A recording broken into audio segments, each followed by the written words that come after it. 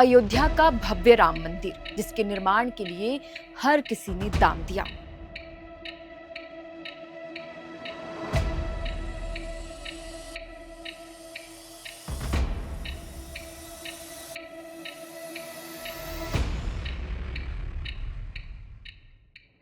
जिसके साथ देश के करोड़ों श्रद्धालुओं की गहरी आस्था जुड़ी हुई है, जहां हर श्रद्धालु अपनी श्रद्धा और सामर्थ्य से दान करता है। लेकिन इसी आस्था के साथ खिलवाड़ करते हुए दान पेटी से एक दो नहीं बल्कि सैकड़ों करोड़ रुपए का गबन किया गया है। हालांकि इस दान चोरी के घोटाले को लेकर एसआईटी जांच कर रही है, लेकिन आज के इस वीडियो में हम सिलसिलेवार ढंग से इस पूरे मामले को समझेंगे और जानेंगे कि राम मंदिर दान चोरी का यह सनसनीखेज खुलासा आखिर कैसे हुआ, इस घोटाले का आरोप किस पर लगा है और अब तक इस पूरे मामले में क्या क्या कार्रवाई हुई है और इस वक्त एसआईटी की जांच कहां तक पहुंची है। नमस्कार, हमारा नाम है शरतन और आप देख रहे हैं एयर नाउ। अयोध्या का राम मंदिर इस वक्त चर्चा में है। मंदिर परिसर के दान पत्रों से गबन का आरोप इस चर्चा की मुख्य वजह है। उत्तर प्रदेश सरकार ने इसकी जांच के लिए विशेष जांच दल यानी एसआईटी का गठन किया है। लेकिन सबसे पहले हम बात करेंगे दान चोरी कब से किया जा रहा था। मीडिया रिपोर्ट्स के अनुसार आरोप है कि राम मंदिर के दान की राशि में गबन का यह सिलसिला करीब 1.25 साल तक बेरोक टोक चल रहा था। दान की रकम पार करने वाले संदिग्ध नियमित रूप से दान पत्रों से इकट्ठा रकम इधर से उधर आसानी से कर रहे थे। अमर उजाला की एक रिपोर्ट के अनुसार पिछले साल हुए महाकुंभ और इस साल माघ मेले के समय जब प्रयागराज से करोड़ों की संख्या में श्रद्धालु अयोध्या दर्शन के लिए पहुंचे तो चढ़ावे की राशि में बेशुमार बढ़ोतरी हुई। कथित गबन करने वालों के लिए यह समय बहुत ही सुनहरा साबित हुआ और गिनती करने वालों ने इसका फायदा उठाते हुए एक एक दिन में 10 से 15 लाख रुपए तक चंदे की राशि पार कर ली। यह बात भी सामने आई है कि पकड़े जाने से ठीक पहले यानी आखिर के कुछ महीनों में इन कर्मचारियों द्वारा बहुत बड़ी रकम डकार ली गई। इस तरह महाकुंभ से शुरू हुई यह चंदा चोरी लगातार 1.25 साल तक चलती रही और अधिकारियों सुरक्षा कर्मियों की मौजूदगी के बावजूद किसी को इसकी भनक तक नहीं लगी। सोशल मीडिया पर गबन की राशि 200 करोड़ रुपए से लेकर 1400 करोड़ रुपए तक बताई जा रही। हालांकि अभी तक कोई आधिकारिक रूप से आंकड़ा सामने नहीं आया है कि यह आंकड़ा कितना पहुंचा है। इसके अतिरिक्त कहा यह भी जा रहा है कि चोरी केवल नकदी तक सीमित नहीं है। दान में आए करोड़ रुपए के सोने चांदी जेवरात भी गायब किए जाने की बात सामने आ रही। चर्चा तो यह भी है कि असली सोने के आभूषणों को हटाकर उनकी जगह नकली जेवरात रख दिए गए हैं। यहाँ तक कि दान में मिली 2 किलो की सोने की गाद भी गायब बताई जा रही है। बहरहाल अब बताते हैं यह घोटाला कब और कैसे हो रहा था। दरअसल राम मंदिर से दान राशि का इतना बड़ा गबन किसी एक व्यक्ति का काम नहीं था, बल्कि यह नियुक्तियों से भाई भतीजा, सुरक्षा में भारी चूक और गिनती की प्रक्रिया में मौजूद खामियों का फायदा उठाकर किया गया एक सुनियोजित खेल था। मंदिर को हर दिन मिलने वाले चढ़ावे की गिनती की जिम्मेदारी स्टेट बैंक ऑफ इंडिया को मिली थी। हालांकि बैंक ने चंदा गिनने वाले कर्मचारियों को एक आउटसोर्सिंग कंपनी के माध्यम से रखा था। इसमें खेल यह किया गया कि कंपनी में वही लोग चंदा गिनने के लिए रखे गए जिन्हें ट्रस्ट ने तय किया था। ये लोग ट्रस्ट के बड़े पदाधिकारियों के रिश्तेदार या परिचित थे। इसमें टीनू नाम के व्यक्ति की मुख्य भूमिका सामने आई है इस चोरी में, जिसने अपने प्रभाव का इस्तेमाल करते हुए करीब 35 से 40 अपने ही लोगों को नौकरी पर रखा था।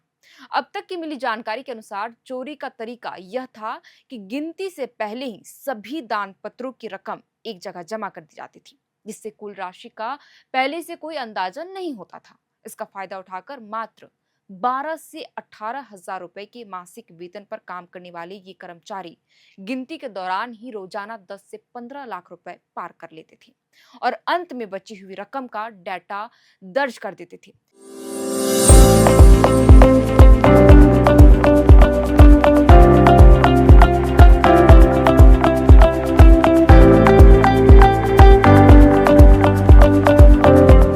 ट्रस्ट के अपने लोग लोग होने के कारण ना तो इनकी तलाशी ली जाती थी और ना ही इनका पुलिस वेरिफिकेशन कराया जाता था, जिसके चलते ये आई कार्ड पहनकर पूरे परिसर में बेखौफ घूमते थे। इस साजिश में बैंक अधिकारियों की मिली भगत की भी आशंका है, क्योंकि उन्होंने ट्रस्ट की सिफारिश पर रखे गए इन कर्मचारियों को कभी सवाल नहीं उठाया इनके ऊपर।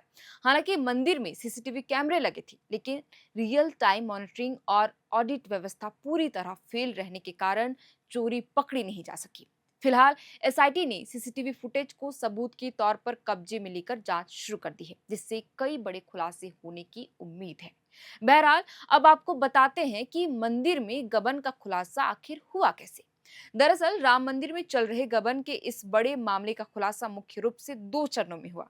बताया जाता है कि चढ़ावे की राशि में हेरफेर की भनक लगी तो व्यवस्था की निगरानी की गई और तब जाकर इस पूरे खेल का उजागर हुआ। हालांकि प्रकरण के सामने आने के बाद शुरुआत में ट्रस्ट ने इस मामले को बेहद गोपनीयता के साथ दबाकर रखा हुआ था। इस विवाद ने सार्वजनिक रूप तब तूल पकड़ना शुरू किया जब समाजवादी पार्टी के प्रमुख और उत्तर प्रदेश के पूर्व मुख्यमंत्री अखिलेश यादव ने दान के करोड़ों रुपए गायब होने का खुला आरोप लगाया। उन्होंने अपने सोशल मीडिया एक्स हैंडल पर पोस्ट करते हुए लिखा कि चढ़ावे की करोड़ों की रकम गायब पाई गई है, जो बेहद शर्मनाक है। इसके साथ ही उन्होंने सुप्रीम कोर्ट से इस मामले का स्वतः संज्ञान लेने की भी मांग की। मामले के बाहर आने पर ट्रस्ट ने खुद ही गोपनीय स्तर पर संदिग्ध कर्मचारियों को पकड़ा और उनसे पूछताछ की। जब विवाद बढ़ने लगा तो ट्रस्ट ने मुख्यमंत्री को पत्र लिखकर जांच की मांग की। इसके बाद राज्य सरकार की तरफ से 13 जून को एसआईटी का गठन किया गया, जो अब मंदिर पहुंचकर इस पूरे घोटाले की गहन जांच कर रही है। इस दल में लखनऊ की मंडल आयुक्त विजय विश्वास पंत, आईजी रेंज लखनऊ किरण एस और विशेष वित्तीय सचिव नील रत्न शामिल है। सरकार ने एसआईटी को 7 दिन के भीतर अपनी प्रारंभिक जांच रिपोर्ट और 15 दिन में अंतिम रिपोर्ट सौंपने का सख्त निर्देश दिया है। एसआईटी की जब बात हो रही है तो ऐसे में हम यह भी जान लेते हैं कि एसआईटी की जांच कहां तक पहुंची।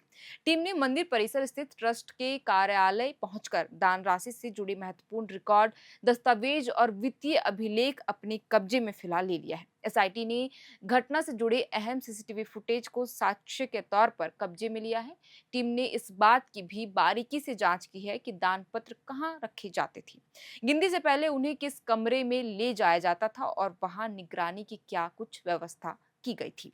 एसआईटी ने पकड़े गए संदिग्ध कर्मचारियों से पूछताछ करने के साथ साथ बैंक के अधिकारियों और कर्मचारियों को भी तलब किया है। बैंक कर्मियों से विशेष रूप से यह पूछा जा रहा है कि गिनती करने वाले कर्मचारियों की भर्ती किस तरह और किसकी सिफारिश पर की गई थी।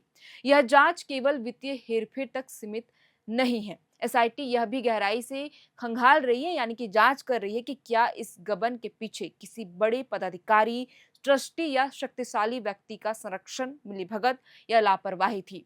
बताया गया है कि किसी ट्रस्ट की संलिप्तता या गंभीर प्रशासनिक चूक पाई जाती है तो उनके अधिकार सीमित किए जा सकते हैं। वहीं राम मंदिर निर्माण समिति के अध्यक्ष नृपेंद्र मिश्रा का कहना है कि इस जांच के 2 मुख्य पहलू है। पहला, इस आपराधिक कृत्य की तह तक जाना और दूसरा, भविष्य में ऐसी घटनाओं को रोकने के लिए तंत्र स्थापित करना। बहरहाल, राम मंदिर के दान चोरी घोटाले में अब सबकी नजरें एसआईटी की जांच पर टिकी हुई है। इस पूरे मामले का मुख्य आरोपी टीनू बताया जा रहा है, जिसके बारे में आशंका है कि वह किसी रसूखदार और बड़े अधिकारी के संरक्षण में अपने गिरोह के साथ मिलकर सालों से इस काली कमाई को अंजाम दे रहा था।